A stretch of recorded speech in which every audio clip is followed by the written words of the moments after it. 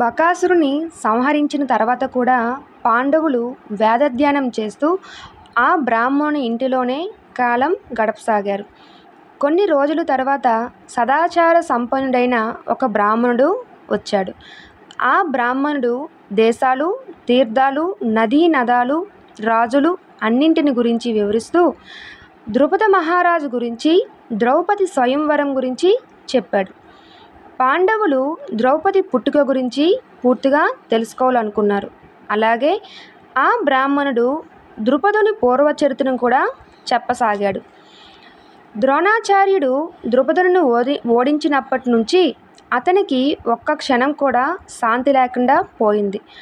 ద్రోణుడిపై ప్రతీకారం తీర్చుకోవడానికి యజ్ఞకర్మానుష్ఠానం చేయించడంలో ఆరితేరిన బ్రాహ్మణుల కోసం ఆశ్రమాల చుట్టూ తిరగసాగాడు.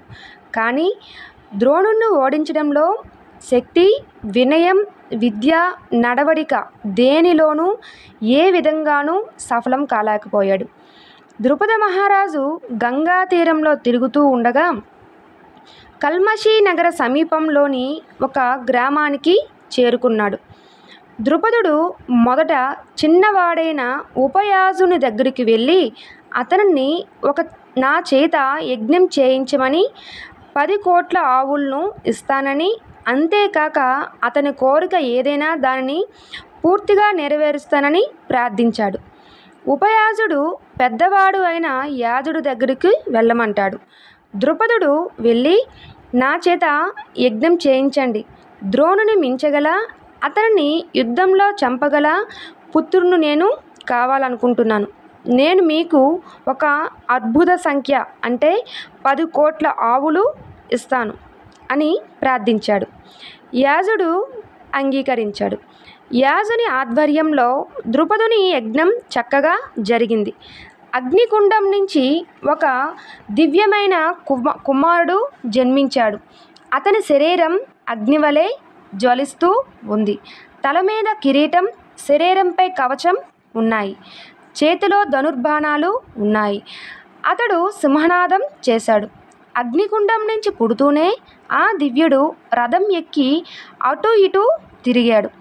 అదే సమయంలో ఆకాశవాణి, ఈ పుత్రుని వల్ల ద్రుపదుని శోకం తీరుతుంది, ఇతడు ద్రోణుణ్ణి చంపడానికే అవతరించాడు అని చెప్పింది. ఆ యజ్ఞవేదిక నుంచి పాంచాలి కూడా జన్మించింది. ఆమె సర్వాంగ సుందరి, శ్యామవర్ణం కలది. ఆమె పుట్టగానే ఆకాశవాణి, ఈ యువతి శ్రీకృష్ణుడు దేవతల అభిష్టం కోసం సిద్ధించడానికి పుట్టింది, అలాగే క్షత్రియ సంహారం కోసం కూడా జన్మించిందని చెప్పింది. ఈమె కౌరవులకు భయకారణం అవుతుందని పలికింది. ఈ మాటలు విన్న పాంచాల వాసులందరూ హర్షంతో సింహనాదాలు చేశారు. ఈ దివ్యులైన పుత్రులను చూసి ద్రుపదుని భార్య యాజుని వద్దకు వచ్చి, వీరిద్దరూ నన్ను తప్ప వేరెవరిని తల్లిగా అనుకోకూడదని ప్రార్థించింది. యాజుడు కూడా అంగీకరించాడు. బ్రాహ్మణులు వారిద్దరికీ నామకరణం చేశారు. అగ్ని తేజస్సు నుంచి అంటే ద్యుతి నుంచి పుట్టాడు కనుక ఇతని పేరు ధృష్టద్యుమ్నుడు. ఇక ఈ అమ్మాయి నల్లని వర్ణం కలది కనుక కృష్ణ అవుతుంది అని అన్నారు. యజ్ఞం సమాప్తం అయ్యాక ద్రోణుడు ధృష్టద్యుమ్నుని తన ఇంటికి తీసుకుని వెళ్ళి అస్త్ర విద్యల్లో చక్కని శిక్షణ ఇచ్చాడు. అతని చేతుల్లో తనకు మరణం తప్పదని తెలిసినా తన కీర్తిని కాపాడుకోవడానికి అతనికి కూడా అస్త్రవిద్య నేర్పించాడు. ద్రౌపది పుట్టిన వైనం, ఆమె స్వయంవరం గురించి విన్న పాండవుల మనస్సు వివసమైంది. వారి మనస్సుల్లోని వ్యాకులతను, వారికి ద్రౌపది పట్ల కలిగిన ప్రీతిని పసిగట్టిన కుంతి, నాయనలారా, మనం ఇక్కడ ఈ బ్రాహ్మణ గృహంలో చాలా రోజులు ఆనందంగా గడిపాం. ఇక్కడ అనేక విషయాలు చూసాం. పదండి, మీకు ఇష్టమైతే పాంచాల దేశానికి వెళ్దాం అంది. అదే సమయంలో కృష్ణద్వైపాయనుడు పాండవులను కలుసుకోవడానికి ఏకచక్ర నగరానికి వచ్చాడు. ఆయన పాండవులతో, నాయనలారా, పూర్వం ఎప్పటిదో ఈ సంగతి. ఒక మహాత్ముడైన ఋషికి సుందరి గుణవతి అయిన ఒక కన్య ఉంది. ఆమె రూపవతి, గుణవతి, సదాచారిణి అయినప్పటికీ పూర్వజన్మల పాపాల ఫలితంగా ఈ జన్మలో వివాహం కాలేదు. ఆమె దుఃఖితురాలై తపస్సు చేయడం మొదలుపెట్టింది. ఆమె తపస్సుకు శంకరుడు ప్రత్యక్షమై వరం కోరుకోమని ఆదేశించాడు. భగవంతుడు ప్రత్యక్షమై వరం కోరుకోమని అడగడంతో ఆమె ఆనందంతో సర్వగుణయుక్తుడు అయిన పతి కావాలని పదే పదే అడిగింది.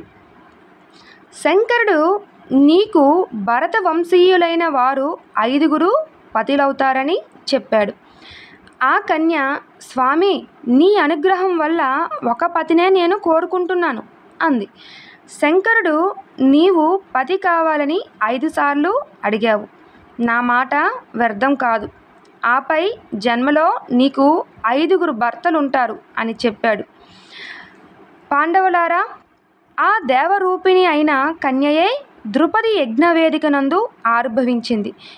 మీ అందరికీ విధి నిర్ణయానుసారంగా ఆ సుందరే నిశ్చయించబడింది. మీరు వెళ్ళి పాంచాలి నగరంలో ఉండండి.